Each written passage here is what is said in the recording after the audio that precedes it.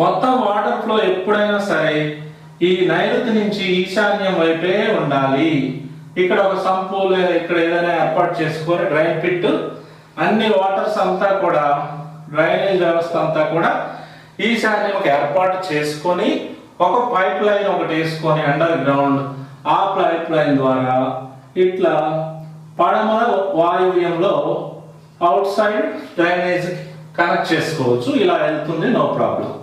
ఒక pipe line, సన్న pipe line under ground లో వేసుకుంటే మొత్తానికి వాటర్ అయితే మాత్రం ఇక్కడ డ్రైన్ ఉంది కదా, అవుట్ సైడ్ రోడ్డు మీద డ్రైన్ ఉంది కదా అని చెప్పి ఈ బాత్రూమ్ వాటర్ ఇలా ఎట్టి పరిస్థితిలో పంపించకూడదు. అది వాస్తు దోషం అవుతుంది. ఈ పడమర రోడ్డు లేదా దక్షిణం రోడ్డు ఉన్న ఇళ్లకు అంత మంచిది కాదు అని ఎందుకు చెప్తుంటారు అంటే ఈ మిస్టేక్ల వల్లే.